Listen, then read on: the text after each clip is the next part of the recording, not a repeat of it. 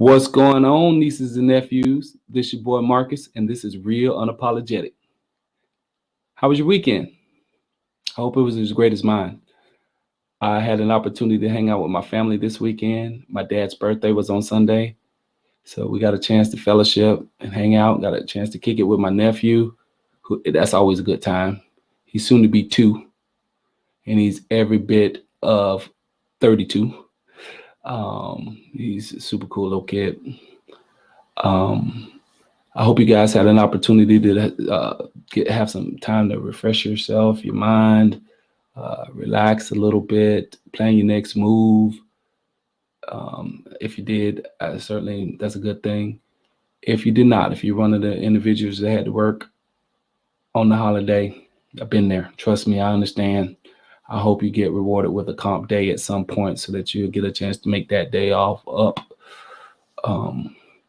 But I did get a chance to see Shang-Chi. And let me tell you something. The movie was excellent, excellent, excellent. If you guys have not seen it, you're doing yourself a disservice. Go see it. And please don't do a bootleg or any of that mess. You got to see it in all the glory of the theater because you want to see the special effects properly. I know with everything going on with COVID and stuff like that, it's hard to trust the theaters and stuff like that. I get it. I went with a viewing where there's a very limited capacity.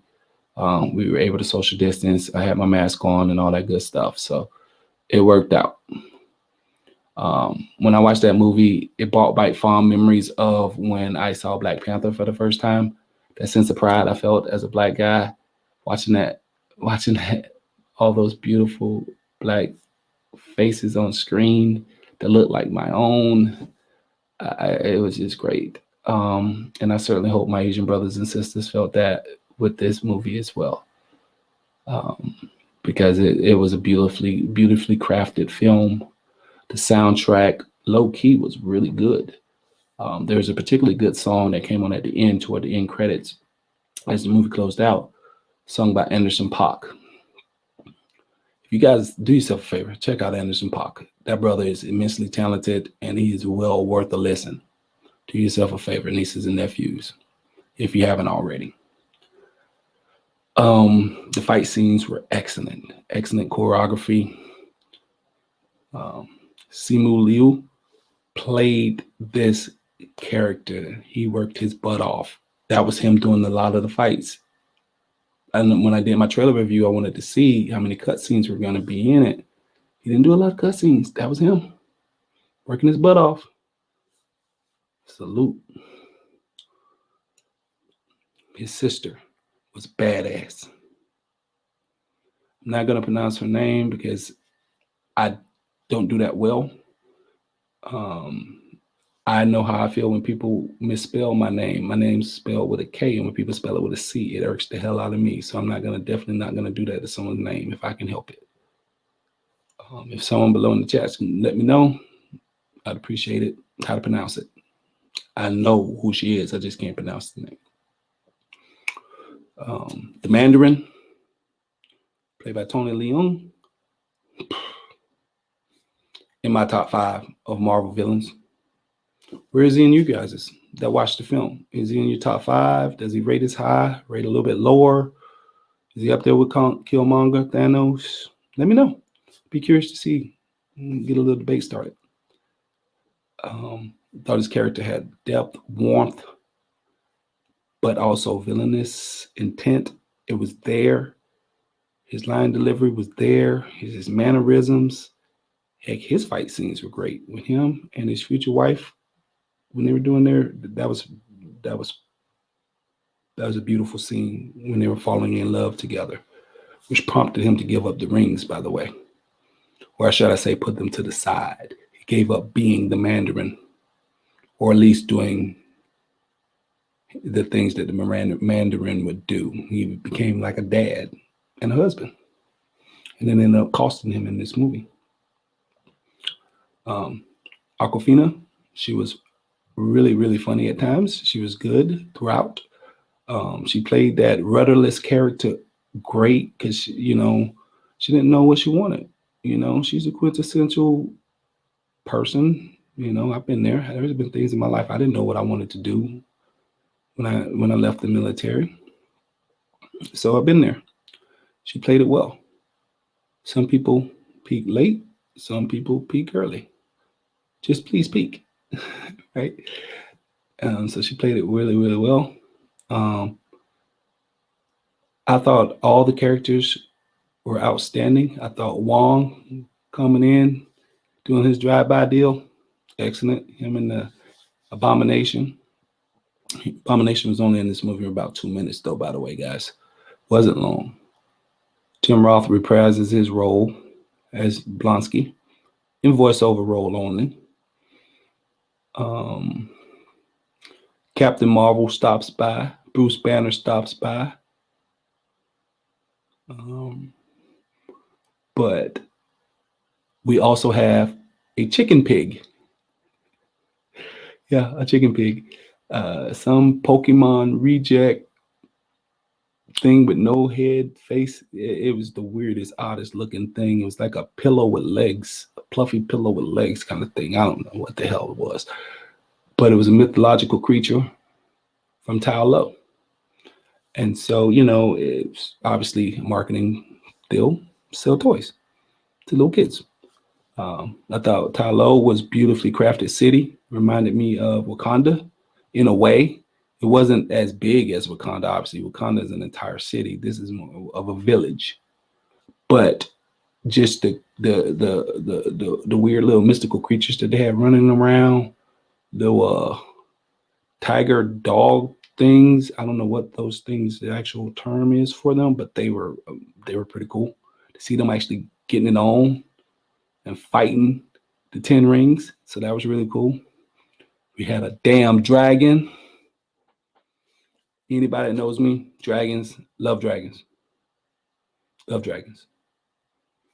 And to see the one on camera, great. Even when he was fighting that Soul Sucker bigger dragon thing, that Norwellian creature from Doctor Strange, that thing was freaky and ugly as hell. But they were able, the good guys were able to prevail. One of the things about this movie that I really liked was the dynamic between Shang-Chi and the Mandarin. The Mandarin was, by all accounts, a terrible father. In the beginning, when he was in love with his wife, when his wife was still alive, he was fine. But he left, I don't know for what purpose. I don't know if he was on a mission to go find something else or do something else, but he left his kids. Son was like 7, daughter was a few years younger, and his wife. And that's when the enemies of the Mandarin attacked. And his wife fought them off valiantly. It's like 30 of them suckers or more, 40. Had her kid hide. Her son at 7 had to watch his mother die. And like I said, this Shang-Chi had to see his mom die when he was about 7 years old. And then, of course, his dad shows back up while Shang-Chi's laying over his mom's lifeless body.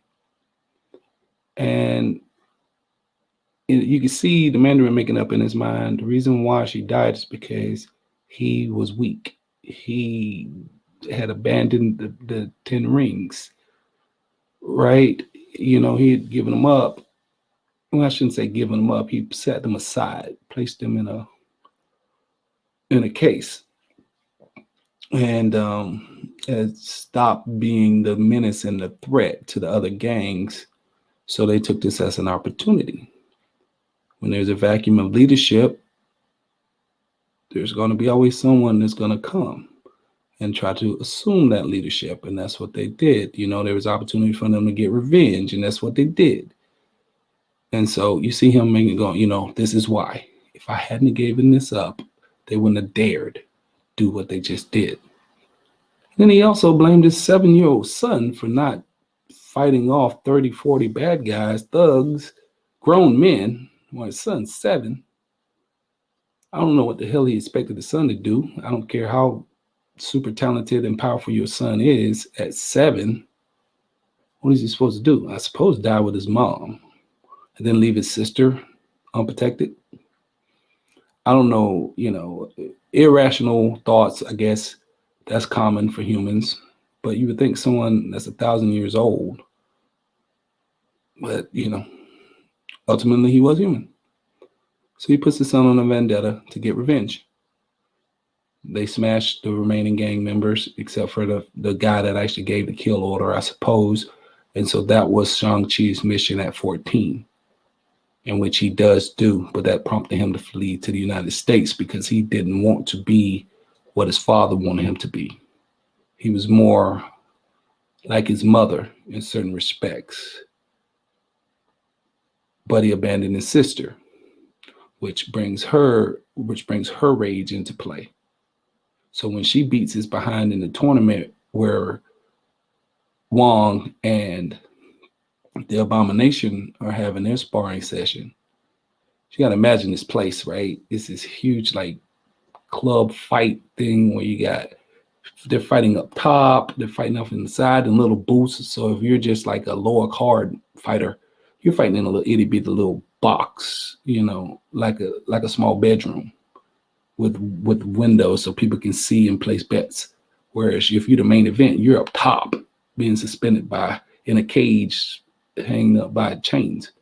So you got the main fight up there, and that's where Shang-Chi and his sister go at it. And she wears his behind out. And I get where she was coming from. He was holding back. It's his little sister. He's there to try to protect her. She's not feeling that. She's feeling a certain type of way. I mean, she was abandoned, left. Her dad ignored her because as she said, he told her that he couldn't stand looking at her because she reminded him of his wife. So imagine growing up like that. Also, in that conservative culture, being regulated to the sidelines, not allowing to train, not allowing to fight, not being treated as an equal, just be seen, not heard. That's one of the things I really liked about this movie, how Marvel, they leaned into that aspect. They could have shied away. They could have papered over it. No, they showed that there are still some people in this world today that believe in that BS. Thankfully, they're not in my friend circle. And if they are, they won't be for long if that's their thought process. Because these are our sisters, our moms, our daughters, our cousins, aunts, friends. We're past that point where women should only be objects and just seen and not heard. And if you're one of those guys that think like that, shame on you. You're pathetic. But that also added to her character growth. It showed how awesome she was. So she has no apologies owed to anybody. She's a badass in her own right. So it's really cool seeing that dynamic play out. I love strong characters, especially women characters, when they're written properly and acted properly. And she nailed it. She's going to be a superstar. She's part of the Marvel train now. So it's going to be interesting to see how that dynamic plays out. I kind of got, like I said, when I did the trailer review, I had got like Zuko vibes and Azula vibes. They had that initially, but I think she truly loves her brother, and he obviously loves her. It was a complicated life. He was young, and he fled. I mean, he was 14. He wasn't ready to make those life decisions like that, but his father was prompting him to. So we have that dynamic. They get to Talo. Talo is a beautiful mystical village, like I said, with a whole bunch of mystical characters. Get a chance to see the dragon fight the soul sucker dragon, and there were bodies laid out. I mean, they killed people. They killed people. And so it was really, really, to see they didn't shy away from that. They killed people. People died, and they stayed dead. So, it was really cool seeing that, seeing Katie get her arc. seeing Shang-Chi get his arc where he fully embraces his destiny and come to terms with his grief, and also understanding that, he's also he's a son of the Mandarin, but he's also a son of his mom. So you got to combine that. You can't pick who your parents are. And I think that he was trying to run, and he finally had to come to grips with that. The Mandarin was not all bad. Yeah, he was a terrible guy, but he wasn't all bad in this movie with his motivations. He was motivated. His motivation was love. He wanted to get to his wife, and that's what the Soul Sucker was preying on that. So in a way, he was a tragic character as well as a villain. So I could see some, Anakin Skywalker vibes there. Obviously not the same arc, but tragic similarly. Whereas, if they'd have thought this thing through, they probably wouldn't be in the situation that they're in. So that was really, really awesome. The cinematography was great. Like I said, the writing, the whole world building. The end of the movie was done in Marvel fashion, as Marvel always does. In credit scenes and mid credit scenes. There's a lot of humor in it.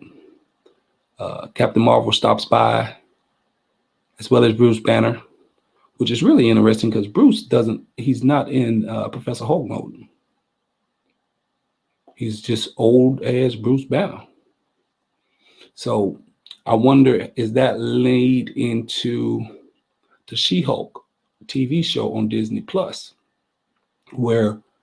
because in the comics, if I'm not mistaken, correct me down below in the chat, guys, or in the comments, she gets her gamma from a blood transfusion from Bruce, which leads her to become the She-Hulk. And I wonder where in the timeline, I know it's after Endgame, but where position-wise is She-Hulk show going to be positioned in between where Shang-Chi dropped, where she gets her gamma powers from Bruce. And maybe this is Bruce after he done gave up his powers to her.